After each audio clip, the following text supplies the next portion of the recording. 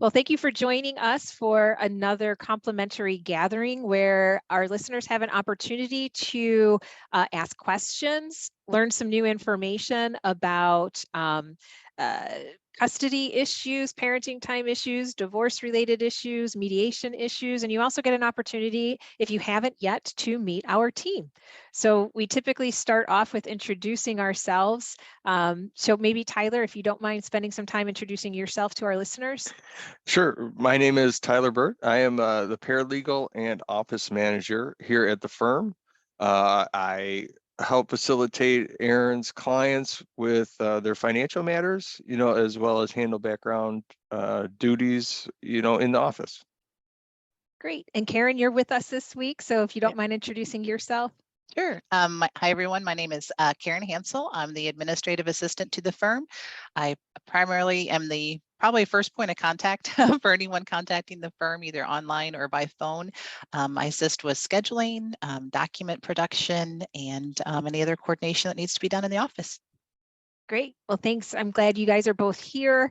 And anybody listening, if you have our contact information, and if you have any follow-up questions based on anything we discussed today or anything related to your case, please feel free to reach out. Karen is always excellent at getting a hold of me if we need to schedule a time, or you can reach out with Tyler if you have any questions for him and he can get back to you directly.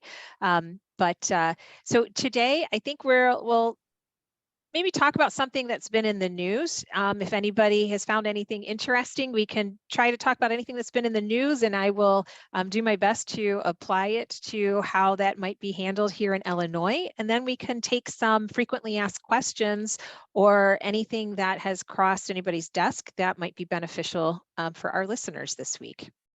Sounds good. I'll, kind of lead this because I came across an article, yesterday regarding a famous footballer, a soccer player in France, who his wife filed for divorce, and coming out of that divorce, it was learned that the football player, who was estimated to have a net worth of about $70-80 million, Wow. plus a weekly salary of playing, soccer of about $200,000. It turns out that nothing was registered in his name. Therefore, the courts, in France determined that his wife, and now ex-wife, I think, is not eligible to receive any of those benefits because nothing was registered in his name. So therefore, he didn't have any money. Wow. So, and I just thought it was interesting because, yes, while that's, France and, it's different legal system, different all that. I just thought, for a local standpoint, it kind of goes to, when you're in a relationship, when you're married, if you have a lot of money, it's like, how are you protecting things? How do you know what, your spouse is doing? Because as we see in our business, yes, everybody loves each other, but not everybody actually, does what they say they're doing and things like that. So I just, I know it's different, but I thought maybe, and Aaron, I know you could help relate it to things to be aware of, so just interesting. Yeah, and surprising, right? I mean, that's probably why it made headline news. How can a spouse not receive a substantial marital estate or substantial financial support from a famous football and soccer player, right? It raises some questions, and now I have to say I'm not familiar with the case at all, and I did not read the article that Tyler read. However, it rings some bells about estate planning, non-marital estate, premarital estate, what comprises of your marital estate. All of these bells are ringing because if you pre-plan before you get married, and you do some estate planning for coming into a lot of money or building up an estate. Prior to getting married, you might very well just be protecting certain assets and income as non-marital. And so a spouse might have the benefit of that person using funds on them during their marriage. But if it was before the marriage, well before the marriage, that some of these estate planning services took place, you might not really be allowed to have any of those assets or income. So it depends on if they had a, I'm assuming they didn't, but if there was a premarital agreement, okay, or prenup, it depends on when the actual estate planning took place here in Illinois. But even if he did it during the marriage, sometimes it depends on when you do these things during the marriage. If you do something a little sneaky within, say, a year of filing for divorce, a lot of times that can get unraveled because you're clearly planning for divorce. You are trying to shield or to not have a large marital estate that would be subject to division with your spouse, okay? So that's suspect. If you start doing some creative estate planning right before you decide to end a marriage, that's going to be problematic in almost any jurisdiction in the United States, but especially here in Illinois. But if this is something that originated before the marriage or even at the beginning of the marriage, it could be to minimize your marital estate, but you weren't contemplating divorce. So it all depends. And I know people get frustrated when attorneys say it depends, but it truly does depend on how does that best get applied here, not knowing all of the factual circumstances. But I think some of the takeaways are you should know somebody's estate when you're getting married. That sounds strange. Not many people look into that before they get married, but you actually should be knowledgeable about that because you don't want to be stuck in a circumstance where if your marriage fails, you do not get enough money from that estate or from the income to support yourself. And it sounds like that's what this person is experiencing at this time. She's going to either be in the case for a long amount of time if her attorneys are contesting what he did. I don't know if there's going to be further follow-up to try to get her more money, but just know you should be aware of what your spouse has when you're getting married. That's mutual, both husband and wife or partner. What do they have? And then think about, at the end of the marriage, what does your marital estate really truly look like? And that takes a lot of planning so that you're not surprised that when you divorce a wealthy partner, you either share in that wealth or you're precluded from it because of estate planning or it's non-marital. But that's probably why it made headlines. It doesn't sound right, does it? It doesn't sound like you could have the benefits of living a very privileged, expensive life and then get divorced and have no access to those funds any longer. Oh, go ahead, Karen. Oh, I was just thinking too, on the flip side, if she has things in her name and has assets and financial things, I mean, her position is rather unique in that as well, right? Because he has his items set up with under his mom's name or however that worked out. But if she didn't do the same or didn't take that action, I mean, that's a different avenue too that he could seek. Yeah, I mean, there's so many legal complexities here. How do you even allow your income to go straight to your mother? How do you allow such a large estate only be in the name of your mom? So lots of legal questions there, but clearly there was a divorce in another country. The divorce court precluded the spouse from having access. And Karen, to your point, we don't know much about her estate. We don't know if it was sufficient for her needs, and therefore they didn't really look too much into it. But it sounds like this guy makes a lot of money. And if I had to take a guess as to his position, because you see it all over the place, and especially with soccer players, footballers, because this in particular person, worked in France, played in France. He's not from France. And so he's from a different country. And so a lot of these guys get in trouble tax-wise because they play all over the world, and all over the world has different taxes. And so it's probably, at least originally, it's probably a function of trying to limit tax liability from certain jurisdictions, because maybe where he's from, tax isn't as much as where he plays.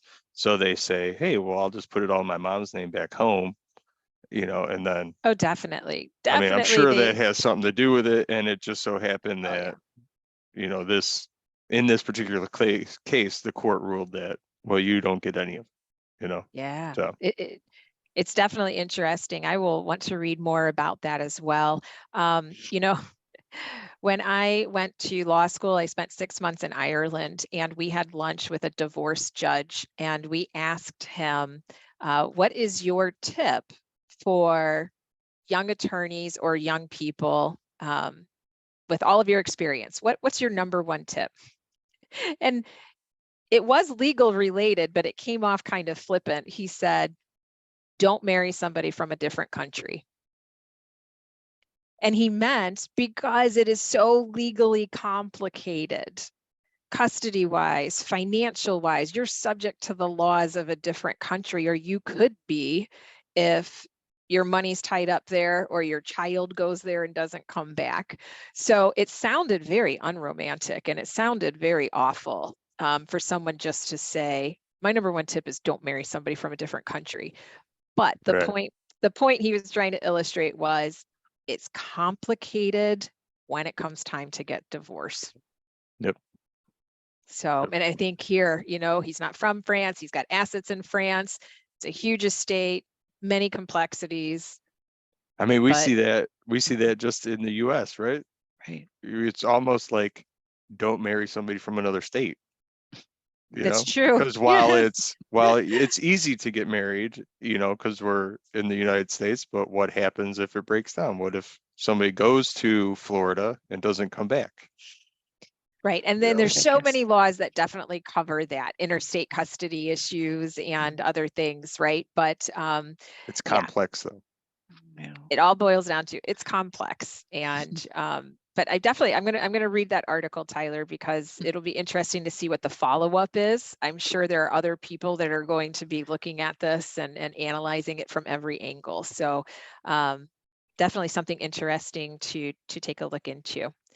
Why don't we cover any frequently asked questions or any clarifications that might benefit our listeners? Do either of you have any questions? Karen, do you have any? Oh, sure. Yeah, I had one that kind of came in, and it's could be semi-related to what we just talked about, but there was a question about just can I date other people before my divorce is final? Nice. Yes. That's one of those direct questions. Yeah. Yeah. So tying into the complexity of divorce, I would say most divorce professionals' first reaction is to say, no, do not do that. It will complicate custody. It will complicate parenting time. The money you are spending on this person could be categorized as something called dissipation. That means you're spending money on something unrelated to your marriage or family. So every date you go on, every vacation you go on with that person, every gift you give that person, you're going to have to reimburse your marital estate half of all of that. And you're going to have to pay the attorneys to go through all your credit cards to add up how much money they think you spent on this person that you were dating. So that's obviously for high conflict families. However, to err on the side of caution, it is not the best time to start dating somebody. Now, I understand marriages break down because you have found a new relationship, but it does make things complex. I would say if you do have a relationship with somebody, I would minimize the amount of money you're spending with that person, on that person. I would probably press pause on traveling or prioritizing perhaps your time with that person over maybe the time you could be spending with your children, because hopefully your divorce process we can get done in a relatively short amount of time. And then you have the freedom to have a relationship, an open, free relationship with somebody, and you're spending your own money and you're spending your allocated time with that person. So yes, people do date, clearly. People will date people probably too soon, and your attorney can't stop it, but we can tell you there are risks to it. It's not in your best interest to do it. But if you are going to do it, both your custody and financial issues most likely will be affected. If you're going through the mediation process, that could also be affected because we're going to talk about it during mediation. And divorce is an emotional process. And so if we're layering conflict, emotions, finances all into your process, that could perhaps delay reaching agreements, that could perhaps delay being able to productively discuss resolving issues in your divorce. So I understand it happens. I see it all the time. But if you can just say, wait, we will have our time. That is in your best interest. That's in your children's best interest. That's in the divorce process's best interest. And we'll get you out of the divorce process. And then you have the freedom to do what you'd like. Do either of you have any other perspectives on that? I always give the word of caution, but. Yeah, I think looking at it from maybe the children's perspective, depending on age, obviously, and all of that. I mean, obviously, we know, as a firm, we see it all the time, probably more often than not, and it's part of human relations. It's part of all that. And, we always caution that, I mean, just wait, right? Just wait, but that's not how it always works. But if we look at it from, the child's perspective, right? Introducing your children are just learning that you guys are getting, their parents are getting divorced. It's a big change for them. There's new schedules. It's a whole new life that they have to adjust to. And kids are great at adjusting and, don't really care. But, adding that new relationship, adds a layer of complexity to the children that are going through this, and so I think, we hope our clients, right, their goals are, to minimize the impact of for their children, right?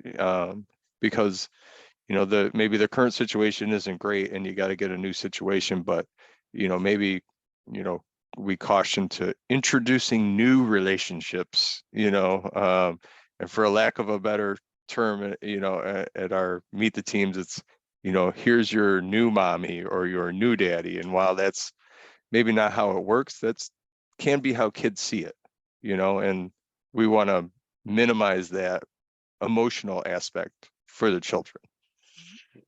I agree, Tyler. To your point, we often will include in settlement agreements guidelines for introduction of a new significant other. Some families will say, we have to wait at a minimum 6 months post-divorce, and then we would like to wait a certain amount of time from the time the two parents, the two adults, know that there is a significant relationship progressing to when they then introduce the children that this is more than just a friend. This is somebody that is, a significant other and will be around, and you should know them in a different capacity. And you do need to think about the children's developmental stage, their age, their maturity, what they're going through. So introducing a significant other to toddlers or infants are going to be much different than teenagers. So a lot of times families will want to talk about that What are the expectations for notifying the other parent that this introduction will take place? Should there be a waiting requirement? So. Yeah. I think, you know, maybe at this time, I don't know if we have time for another question, but, you know, maybe we could wrap it up here. Okay. All right. Let's do one more question. And this is a client related question that we have come in, and you know, the question is, you know, how do we share as a firm client documents with our clients? And you know, I can you know, speak to it generally that you know, we have a program that we use. 𝗂𝗄 is our preferred document program that we manage with clients, you know, for clients, and it gives us the ability to share and receive documents from our clients securely. You know, it takes away emails, which we know are not secure. We are, you know, moving along you know, technology is moving so much that, you know, even the courts are becoming less paper, you know, heavy for, you know, and, you know, courts are sending out documents via email and receiving documents electronically, you know, and people just aren't sending mail as much anymore for these types of things. So, you know, we have a secure program that we use. We are able to share that directly with the client. It can't be seen by other people because it's password protected. You know, it's specific to each client, and it really allows us to quickly communicate, you know, letters and draft documents, you know, and things we need reviewed, you know, by the client. It's really helped us become more efficient, you know, in each of our cases. Yeah, I agree, Tyler. I think clients have been pretty receptive to setting up a client portal in our program called 𝗂𝗄 and tendering their private information. And I primarily use it to send you really important documents that most likely shouldn't be sent via email.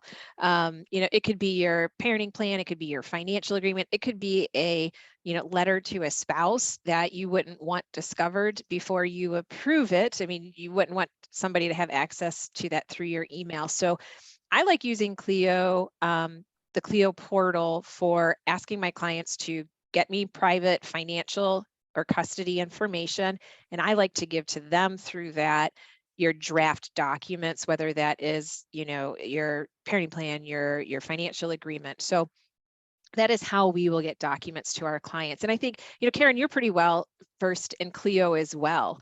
And I think, you know, you've expressed before, you know, your appreciation for being able to send and receive documents through that. I agree. It's very efficient, I think, on both sides, because there's the proper amount of security around them, but yet you get visibility into like the status of things, or if things come in, and especially things that you're expecting. It's very efficient way to get the best of both, especially with the security aspect. Yeah, I agree. And it's a simple process. I send the clients a message or a folder if they want to use it to upload documents. And what that does is it sends an invitation to our client, prompts them to set up their own client portal with their own password, and they can send messages to us and the whole team will see those messages, or they can upload those documents. Now, I will say we still communicate through email if there's third parties involved. You know, through mediation, you'll get emails because I copy both parties. You know, if there's an attorney that needs to get information, we send those through email, or if it's basic scheduling, we send that through email. But when it comes to important information, documents, really a higher level of security for information that we are sharing with you, that's going to go through 𝗂𝗄. Yeah. Great. Yep. Okay, well, thank you everybody for joining us. We have covered a lot. We've covered some, risks and information you consider both when getting married and getting divorced. We covered, is it appropriate to start dating? And if you do, what does that look like? And some terms that you might want to consider, when you're divorcing, for guidelines for this, introduction to a new significant other. And then to keep everything private and confidential, we will share with you information through Clio, but yet we still do use email for some basic communications. So if anybody has any follow-up or other questions, please feel free to reach out to any of us, and we will either address it directly or we will address it at our next complimentary gathering. But thank you everybody for being here. I truly appreciate it, and we will see you next time. Have a Bye, good day.